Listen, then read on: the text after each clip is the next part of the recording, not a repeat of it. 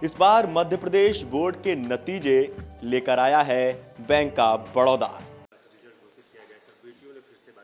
मुझे इस बात का संतोष है कि बेटियों ने अपने क्षमता योग्यता से सरकारी व्यवस्थाओं के दायरे में रहकर भी अपनी प्रावीण्य सूची में स्थान बनाया और एक बेटी ने तो 500 में से 500 नंबर लाए। मुझे मालूम नहीं कि पिछली बार कभी मिले होंगे। ये बेटियों की क्षमता और मध्य प्रदेश सरकार के मंत्रालय द्वारा, शिक्षा विभाग द्वारा जो प्रॉपर मॉनिटरिंग की गई, चिंता की गई, व्यवस्था जुटाई गई, खासकर युक्तिकरण के माध्यम से शिक्षकों को गैर शिक्षकीय कार्य से हटा करके उनको वहाँ ध्यान दिलाया गया। हर स्थान पर जहां लगा कि कहीं यहाँ कोई कमजोरी है उसको दूर करने का प्रयास किया।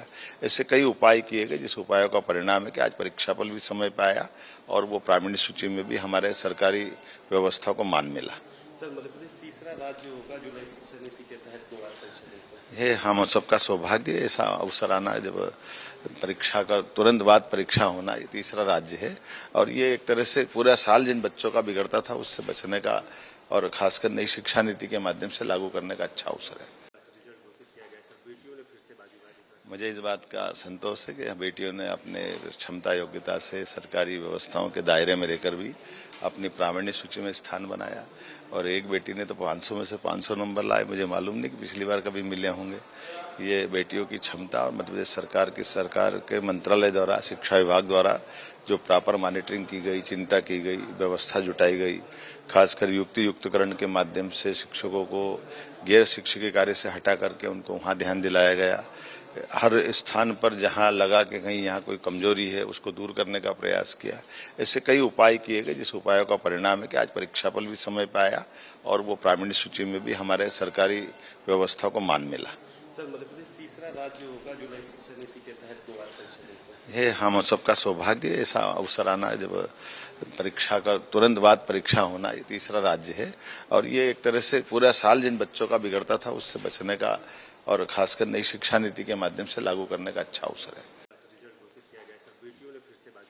मुझे इस बात का संतोष है कि बेटियों ने अपने क्षमता योग्यता से सरकारी व्यवस्थाओं के दायरे में रहकर भी अपनी प्रावीण्य सूची में स्थान बनाया और एक बेटी ने तो 500 में से 500 नंबर लाए। मुझे मालूम नहीं कि पिछली बार कभी मिले होंगे।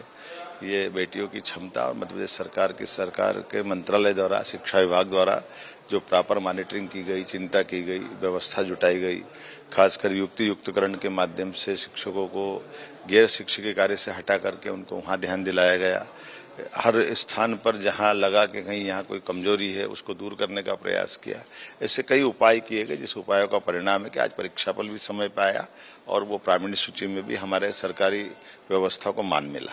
सर, मध्य प्रदेश तीसरा राज्य होगा जो नई शिक्षा नीति के तहत दोबारा परीक्षा देगा। ये हम सबका सौभाग्य, ऐसा अवसर आना जब परीक्षा का तुरंत बाद परीक्षा होना, ये तीसरा राज्य है और ये एक तरह से पूरा साल जिन बच्चों का बिगड़ता था उससे बचने का और खासकर नई शिक्षा नीति के माध्यम से लागू करने का अच्छा अवसर है। आपके उज्जवल भविष्य के लिए हार्दिक शुभकामनाएं।